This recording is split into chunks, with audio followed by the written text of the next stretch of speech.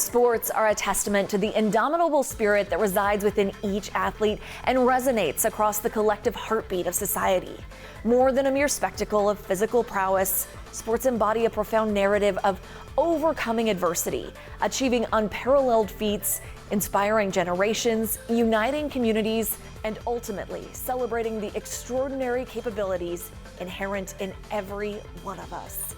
Welcome to a world where the pursuit of greatness transcends boundaries and where every victory is a shared triumph. I'm KHOU 11 digital anchor Brandy Smith, and in this KHOU 11 Rewind, we're sharing heartwarming stories that might be rooted in sports, but that have a far greater impact. Players are used to learning technique, skills, and strategy from their coaches. A special teacher and coach at Kingwood Park offered his team a lesson in being relentless as he battled cancer. Zach Tawatari introduced us. At Kingwood Park High School, whether it's in the classroom, good morning, or the locker room, good evening, gentlemen. Good evening. Eric Couvert can take seemingly anything. Does anyone know the history of Halloween? And turn it into a lesson. The last couple months, you guys have inspired me. He's a teacher of the year. He makes it comprehensible. It's like exciting to learn history. An assistant varsity football coach. He is the guy that you want to have coaching your son. And an adoring father and husband. There's that smile. Who would seem to have it all. It's been extremely tough. But what's changed everything is what he had. This all kind of started back in March. They found about an 11-centimeter tumor in my colon. Further testing would confirm it was plasmablastic lymphoma. I was a wreck for about a week. Everything that I looked at online wasn't good. But for all he's had to endure, he hasn't had to fight alone.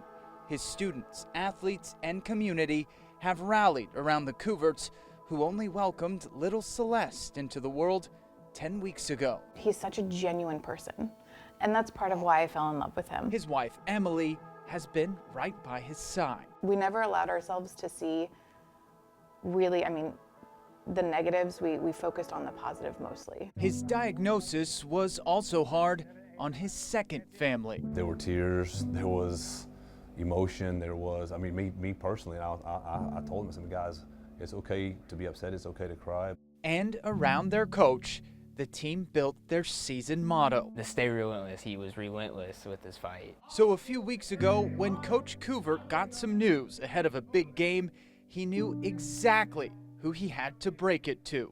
Your inspiration has made me stay relentless in my battle, and I got a call last night from my doctor that I've gone 1-0 against cancer. Yeah! I got chills shot. It was like a cold breeze just came over my whole body. Like I went and hugged him and talked to him. I was proud of him. The coach still has to finish his treatment. I'm very grateful for it because I get to be out here still instead of in a hospital, and I get to be able to take care of my kid and my family. And while his Panthers didn't make the playoffs this year, no one would argue. They've already won the most important battle. Whether it's winning playoff game, regular season game, district game, having him safe means so much more. The teacher and coach whose greatest lesson I'm getting stronger every single day. Has been the one about himself. I know there's a light at the end of the tunnel and things are going to get better. In Kingwood, Zach Tawatari, KHOU 11 Sports. When the NCAA Final Four came to town, it wasn't just an opportunity for college ballers to shine. A local youth wheelchair basketball team got a moment on the court too. Maria Aguilera visited practice ahead of the big scrimmage. Backwards. Look where you're going. These young athletes are getting ready for their spotlight as the city of Houston gears up to host the Final Four. They want to show people what they've got. They are the Hot Wheels, a youth wheelchair basketball team with Tier Memorial Herman. These kids will get to play leading up to the Final Four in front of a massive crowd at NRG Stadium. I'm kind of shy about it, so I'm happy and kind of scared at the same time. Because there's gonna be so many people screaming. Lily Terrell says she hopes other kids like her get inspired to join adaptive sports. It's kind of nerve-wracking, but I think it's a a great way to show people and teach them about wheelchair basketball. Oliver Cunningham says he loves the competitiveness. His mom says she couldn't be prouder of this team. For them to have an opportunity to go and just show other people what they're capable of is really exciting. So when we talk about Final Four, Their coach, Peggy Turner, has worked with athletes with disabilities for more than 30 years. I think when the public comes out and looks, they're going to go, oh, look at those cute little kids in chairs. In a matter of moments, they won't see the wheelchair, they'll see the competition at hand. She was recently recognized by the NCAA with the Legends and Legacy Award as one of 5 Houstonians who've made a positive impact on the community. These kids are practicing for more than just the Final Four. They've got their own national tournament in a few weeks. And I'm happy about that we going. That's very exciting. Going from a team that never won any games to a first-year team who started winning games. That's pretty cool. Resilient is how their coach describes them. For now, practice continues, not only to put on a good show, but to see how far they make it as a team. Maria Aguilera. That's it, perfect. KHOU 11 News. An update for you. The Tier Memorial Herman Hot Wheels prep team started out its season ranked 34th out of 34, but finished the season ranked 15th in the country. And when they got to the national championship, Lily was named to the female all-tournament team. A local gym's going the extra mile to help people living with Parkinson's maintain a healthy and sustainable lifestyle. Daniel Guterra traveled to Missouri City to learn more about one unique class. Every time we come into a boxing gym, we encounter athletes of all shapes and sizes, young, old, small, big. But here in Missouri City at Title Boxing Club, they're doing something really unique with Parkinson's patients. Look, 90,000 Americans are diagnosed every year with Parkinson's, but something about that disease is unique in the sense that you can work through it and be healthy, be strong, and that's exactly what they're doing here. Joined right now by Bashir Abood. Thank you so much for having us. Happy to be here. Hey, when you teach a class like this with Parkinson's patients, what do you take away from it and what do you look for? I think that one of the first things that I've noticed is that, everyone that comes to this gym is, they work hard, right? They're here to sweat, they're here to get a good workout in. 1, 1, 2, slip, 2, 3, 4, slip, roll, slip, 2, 3, 4, slip, roll. There you go, got it. I don't know if it's that they have something to prove or it's the disease they're fighting against, but these guys work harder than anyone I've ever worked with in my career. I just think it's rewarding, and I think for them, just seeing the progression that they've made over the last few months has been, it's amazing. What's the most important thing you tell a person with Parkinson's when they first step into this gym to get some sort of physical activity going with them? Keep moving. Rest equals rust. Actually, don't take a break. Jab, cross, non-stop. Jab, cross, hit the bag. Hit the bag. We're not done with the round. 15 seconds to go. Go, go, go, go. That's legitimately what it boils down to. I think the more you stay active, the more, norepinephrine is released, the better you feel. And so I think for these guys, especially, when they feel good, they perform better. Exercise-wise, this is a boxing gym. You guys are doing different things, but when it comes to just moving, what are some of the things that people can do? So it's multi-symptomatic, right? Yeah. Parkinson's has a number of different symptoms. One of them would be, speech impediments. They have trouble, they slur their speech, they tend to mumble, so really practicing using their mouths with different exercises. Deep breath, and with using only your diaphragm, you're gonna go, as many times as you can until you run out of breath, okay? We work on balance and gait as well, because again, it's Parkinson's, it's a debilitating neurological disease, so having balance is super important to them. And then obviously lifting weights, we want them to be strong. Bang, bang, bang, bang, non-stop, big ol' hooks. So we teach them the basic punches. First and foremost, we teach them how to wrap their own hands. Then we teach them the basic punches. You can actually see it being demonstrated right here. It's jab, cross, hook, hook, up, up, and those are the basic punches. What do you get out of this? And you're a bodybuilder. You've done this for a long time. You love it. But just seeing you, this is probably the most fun I've ever had coaching, honestly. Interact with them. You have a different connection with this particular group. I could see it. There's a vast difference in age, right? These guys have became my brothers. Have you gotten a new appreciation for the physical nature and the physical activities and what that can really do with people at this age? Absolutely. Yeah, I don't right? think there's nothing more important than I think just, again, moving your body. I think once you establish sort of a baseline of fitness, it kind of just improves every other aspect of your life. And we found that with these guys. Their relationships are better. They're communicating better with people. They're able to go on vacations. Iceland. We have a guy that went to Iceland, someone that goes to China regularly, and they're able to do that happily without struggling. Well, I think it's awesome what you guys are doing here. Title Boxing Club, Missouri City. This is Bashir. Hey, if you have Parkinson's or know someone that has Parkinson's, come check them out because they will work you. Absolutely. Yeah. The common theme among so many of these athletes is that they refuse to let their condition define them. They can be boxers or even triathletes. Stephanie Whitfield shared the inspiring story behind the Blind Fury racing team.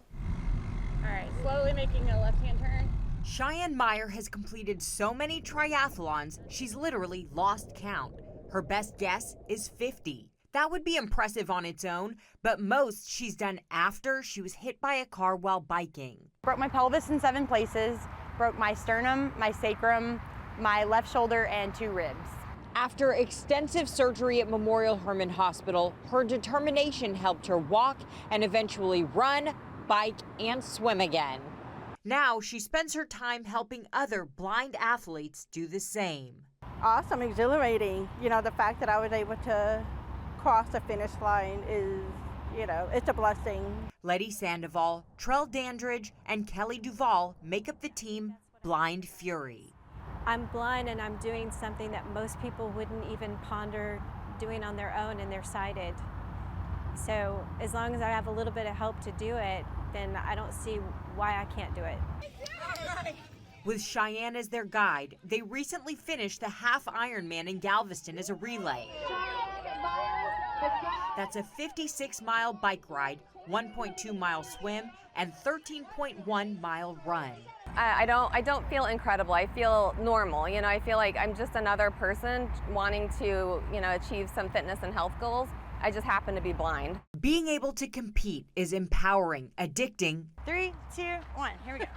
and possible because of Cheyenne, a woman who knows firsthand how important it is to burn down barriers and focus on what you can do. I'm just completely grateful that they're putting their trust in me and choosing me to be their eyeballs for the day. So I feel inspired and just grateful. Stephanie Whitfield, KHOU 11 News. There are so many ways you can help, just like Cheyenne, and you don't have to be a marathon runner. Guides are needed for all paces.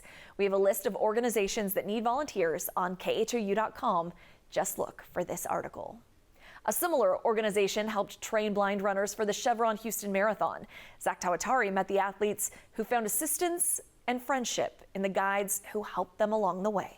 Running for hours at a time. There's always the butterflies, there's always the nervousness the night before, leading up to it. Seems like it would be hard enough, but for athletes like Kevin Orcel, running to a finish line is just the start. One point when I was 9 months old, I was playing on a table, ran off the table, not because I was playing, but because I didn't see the edge.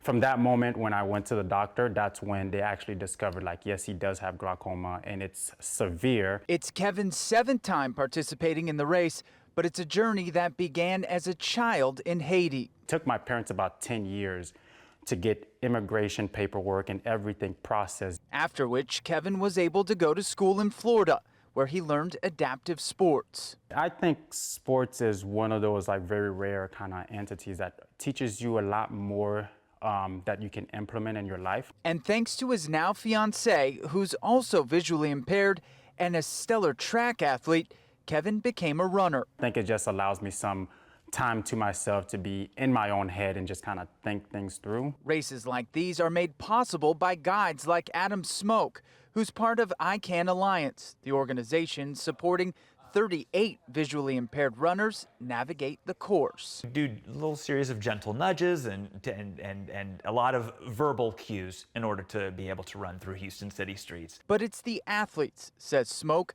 who've shown him a thing or two. How you can go through all this task of being able to go that far and have your eyes closed. Mike Tubiak is another runner who's visually impaired. Those relationships built with guides can become long-lasting friendships. I'm not going to go anywhere. Like, you're kind of stuck with me. And for Kevin, who works for the New Jersey Devils Youth Foundation, sports have taught him that the only person who needs to see your goal is yourself. Just break it down and then you can accomplish it. It's going to surprise other people. Zach Tawatari, KHOU 11 News. An athlete from Cy Lakes High School is attracting worldwide attention for a pretty unique sport. Matt Musil caught up with Zariah Whittington, one of the best sumo wrestlers in the country. 16-year-old Zariah Whittington never pictured herself as a sumo wrestler. It was just something that just happened, you know? But it's no laughing matter for Zariah's opponents. Zariah wrestles on the Cy Lakes High School team. But while attending a sumo demonstration last November, I think at that point, no one tried it out yet, and we just kind of, been saying, hey guys, come try it out. And then she was the first one. and is captured on video by her friends after Zariah slapped on a traditional Mawashi sumo belt over her t-shirt and jeans. She actually beat one of our guys.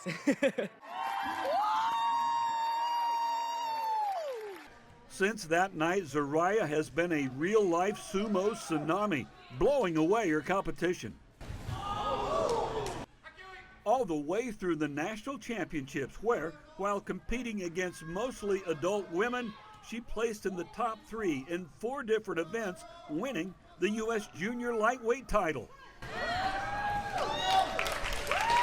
She's just very aggressive, she's very quick and very agile, and she's also very strong for her age. Lean over, right leg first. Nicholas Tahn has been coaching Zariah every sumo step of the way, and this fall she'll compete in the World Championships in Japan, where sumo is considered the national sport. Any extra pressure? Yeah, there is a lot of pressure, especially since I'm a foreigner, so I feel like there will be an extra burden onto me, but I don't mind it too much. I think that would motivate me more. I've been working out more, my arms have been getting better. The fact that I can be one of the, first couple of people to even do this is just crazy. The best high school golfers in Texas competed in the state tournament this spring, and one of them is a young lady Daniel Gutera has known for a very long time. He found out these days she's experiencing her favorite sport in an all-new way. To the state competition. Not a bad way to be sent off to yet another state tournament.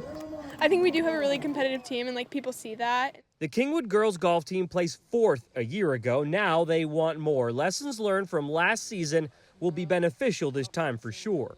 I think it proved to us that we can compete there, and because the year before we may not have had the best finish, but it gave us the experience. You really don't have to tell them what to do. They know what to do, and they hold themselves and each other accountable.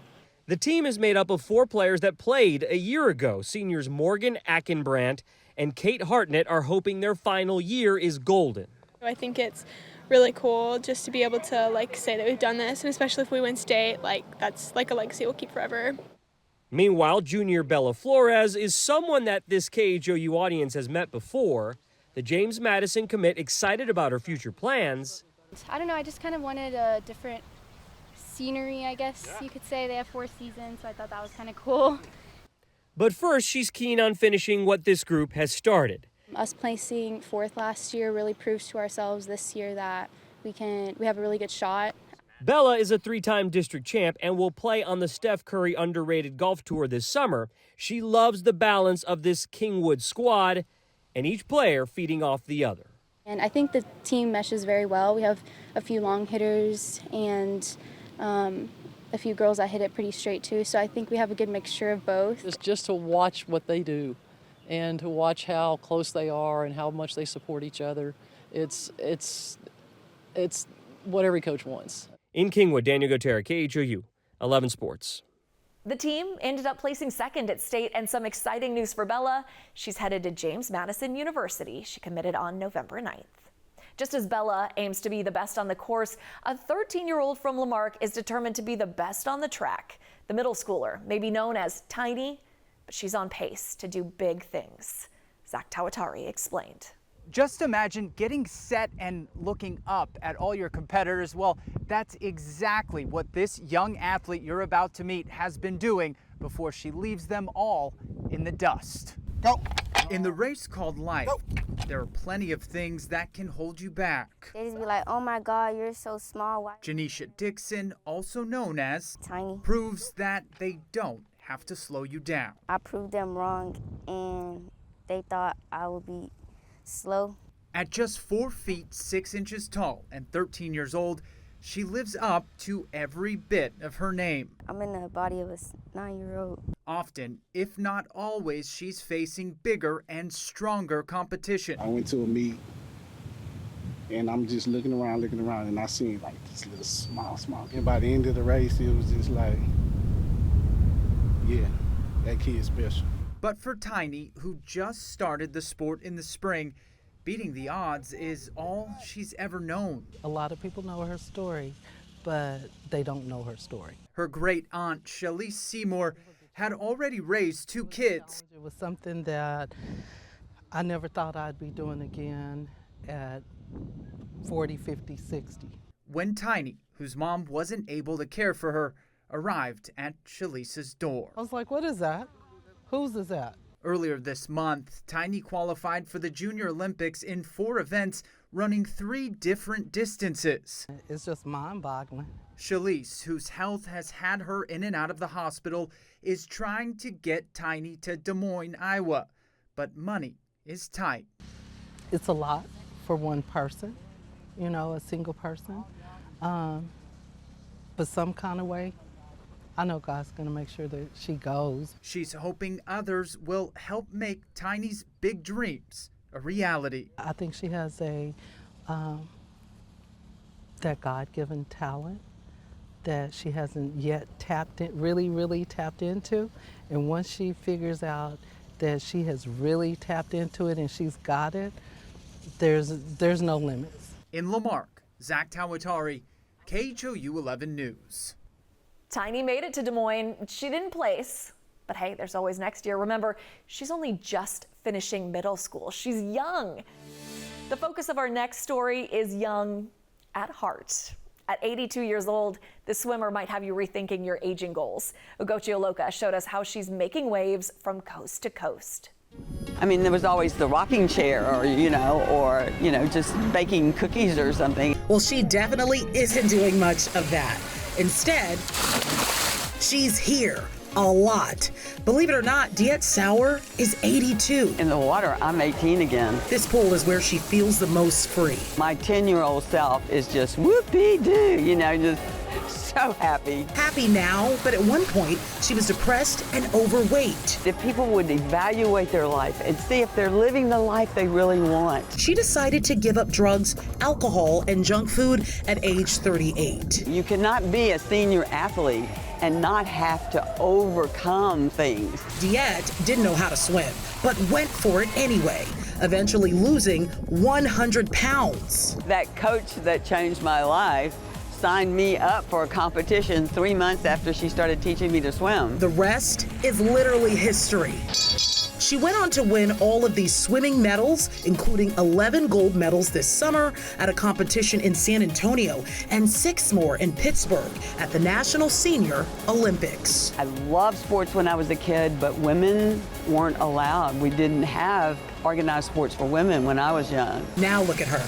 24 years of doing different speed, endurance, and swimming workouts 6 days a week for 2.5 hours each day. I get up at 4:15. I'm in the pool by 5:15. And I meet a group of dedicated people like myself. She only wished she started swimming sooner. I never envisioned my senior years to have anything in it like this. This is just crazy. More like incredible, and when she's not competing, she's teaching life-saving water techniques. The first person I ever taught, she showed up like I did on a first day for a team. She couldn't swim at all, and she was terrified of the water. She got over that fear, thanks to Diet, who's encouraging people to move now and feel young like her. I don't believe in this aging gracefully thing. You have to age fiercely. Ugochi Iloka, KHOU 11 News. While University of Houston fans cheered their team onto the Sweet 16 of the NCAA men's basketball tournament, an 11-year-old boy was right there with them, not just cheering for the Cougs, inspiring them and the entire city. Matt Doherty connected the dots for us. Let me introduce you to Houston Atlete, and I'm 11 years old. this straight A McGregor Elementary School student might just be the Cougars' biggest fan inside the arena tonight. They good, and they better than the other teams, except for that one game against Alabama. He's only missed one home game this entire season. We're at every game, and I be real tired, but I'm real supportive of my son because I know it is all going to pay off. His mom, Chevron Leon, knows her son is gifted. Sometimes I'm in the car and they're in the stadium, but he's literally at every game. And it's because of Houston's loyalty that he's being treated like a VIP tonight, getting assigned basketball before the game, greeting the team in the tunnel as they head out to the court. But you won't hear the boy with NBA dreams getting too loud. That isn't him. He'll leave that part to his mom. Right now, you might be thinking to yourself that you've seen those big brown eyes somewhere before. If you've passed through downtown lately, you probably have.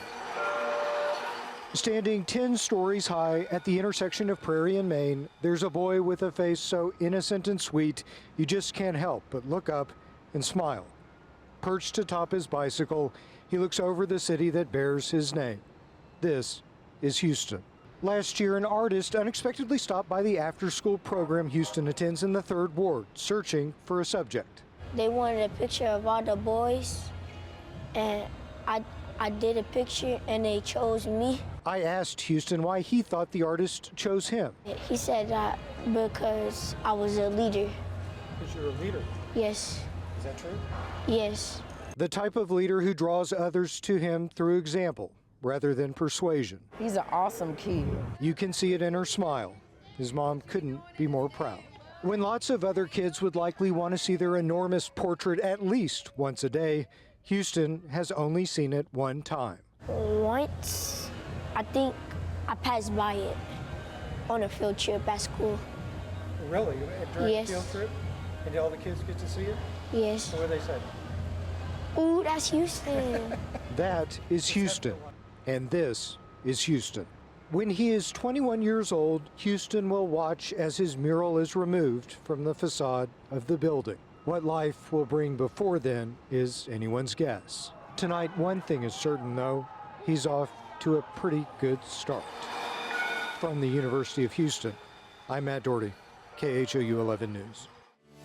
A young boy's love of baseball pushed him to try out for the varsity baseball team at his high school.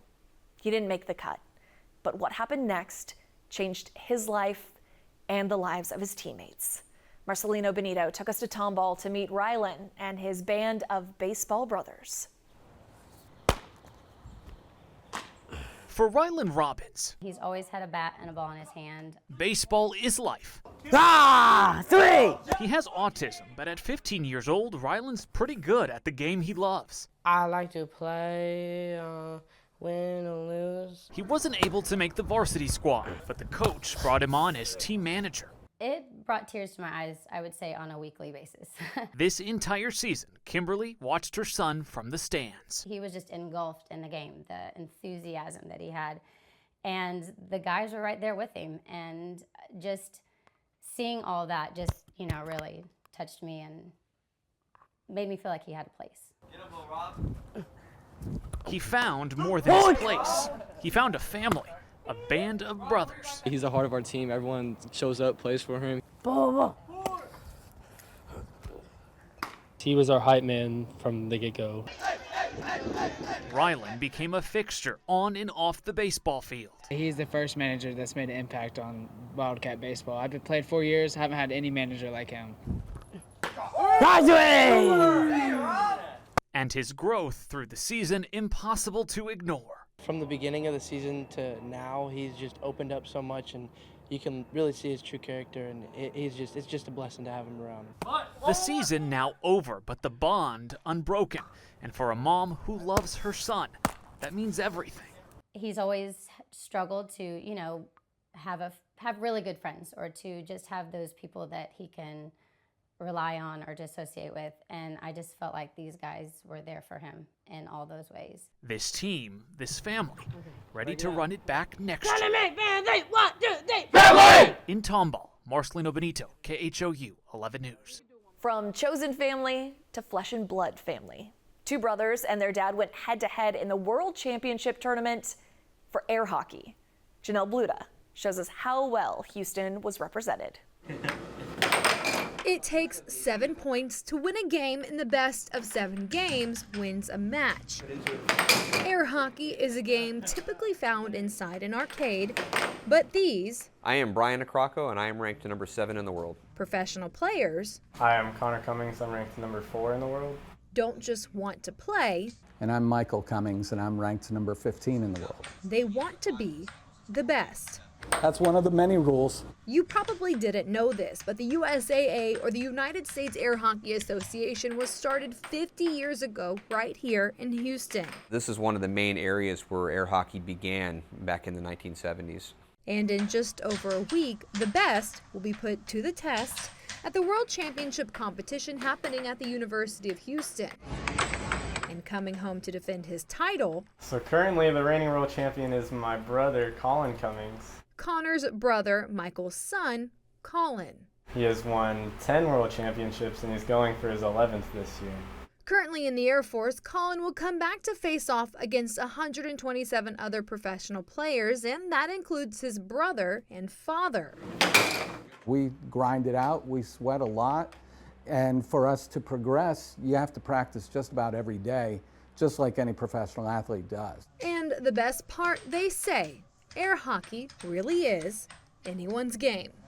Air hockey is a sport that you can play, as we can see, into your 50s and 60s and still be competitive. It's a combination of skill, deception, and tactics. Colin Cummings went on to win the World Championship for the 8th time. That means he is tied for the most championship wins of all time. Thousands of Houston area kids got to feel like champions ahead of the Final Four. They dribbled a 1-mile course with their very own one-of-a-kind Final Four basketball. We are at the Dribble presented by Buick. This is a kid-centric event. NCAA t-shirt on and branded basketball in hand, about 4,000 ballers, big and bitty, were ready to roll Sunday afternoon. I really hope that kids walk away with a lifetime memory. You know, we've heard from kids that participated in events in 2011 and 2016, and for them it was a very special moment back then. Dribble for the Final Four. Are you ready for this? Yeah. We're dribbling basketball. For how long? 1 mile. Have you been practicing? Oh, yeah. Are you going to dribble the whole mile? Yeah. With a countdown from Houston Mayor Sylvester Turner, 3, 2, 1. the dribble was on. The goal, dribble that basketball all the way from City Hall to the GRB. Some kids sprinted, some walked, some struggled. Or not to like bump into everyone and get your ball lost. But they all made it to the end, even if they needed a push to get there. Just a whole lot of fun all around. Along with their shirt and ball, all the kids and their grown-ups also got free admission to FanFest. At the end of the day, sports are supposed to be fun for the athletes and for the fans. Two longtime Houston Cougar fans celebrated an extra special season. Daniel Gutera showed us how.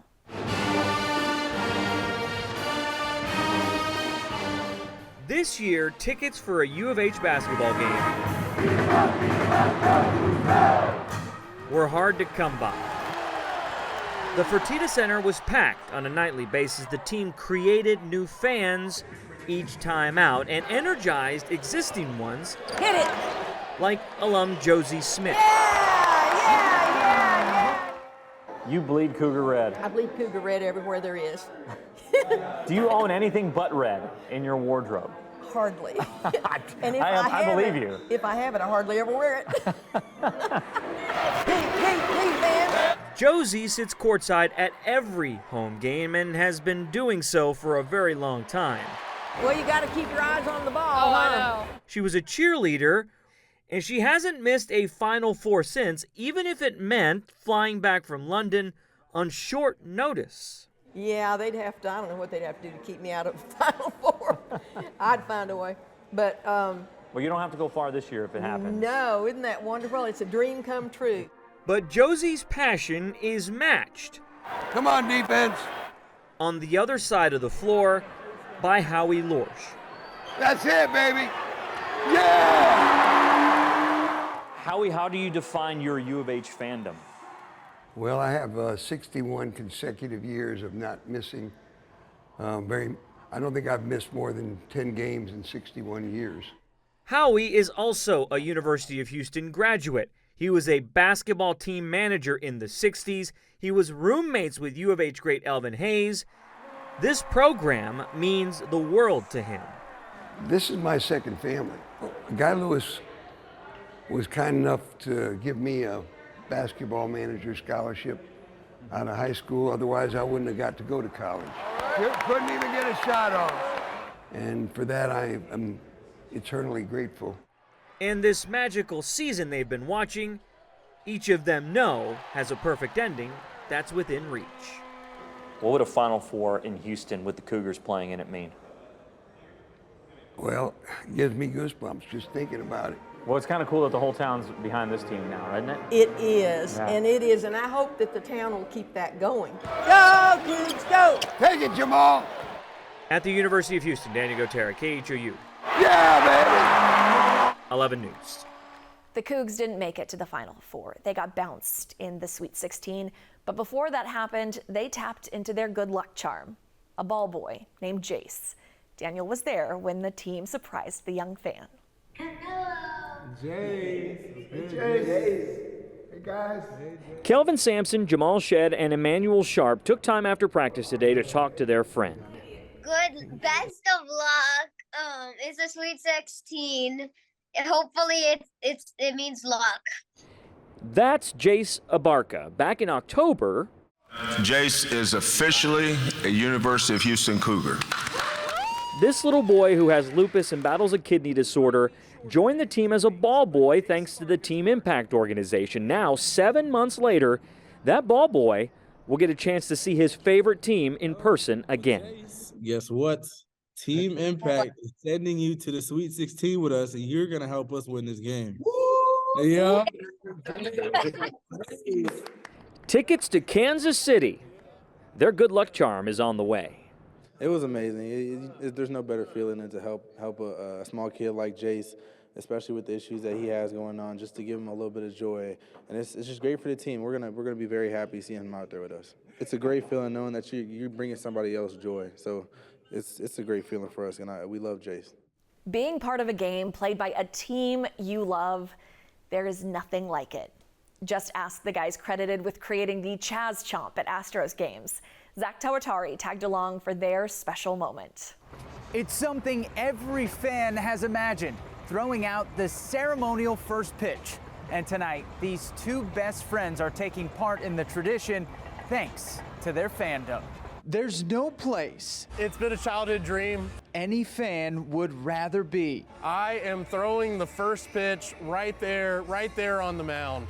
Scott Agruso and Evan Saddam I'm going to give him a pep talk there on the mound. are two super fans we introduced you to during last year's World Series. I just started saying Chaz, Chaz, Chaz, Chaz. Other fans kind of joined in. Fast forward to a few weeks ago when they circled this game on the calendar. It was Chaz's ring day. It was his birthday. The best opportunity we are ever going to have to end up on that mound and do this is tonight.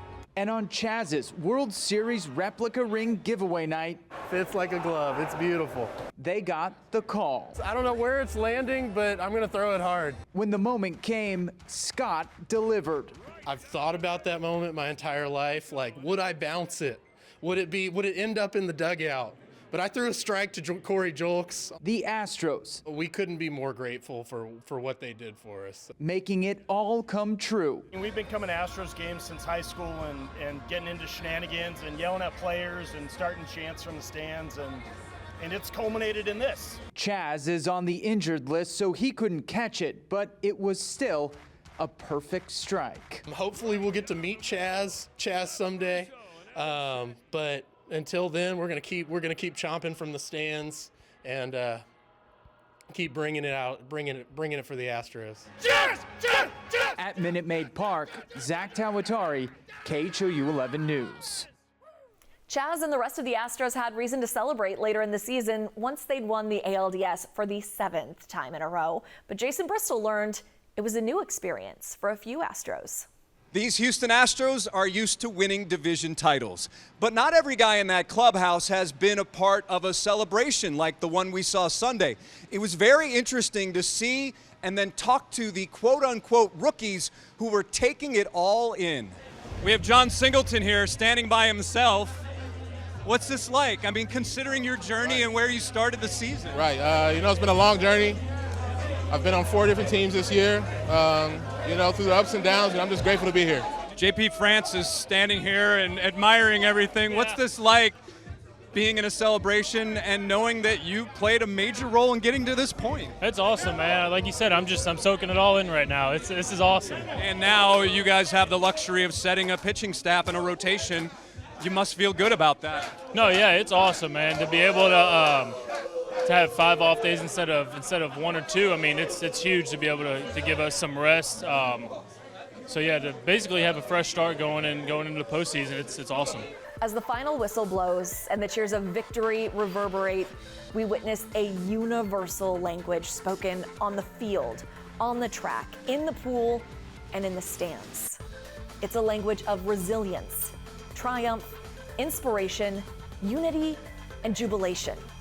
Sports, in all their glory, encapsulate the essence of what it means to be human and pushes us to continually explore the boundless frontiers of our potential.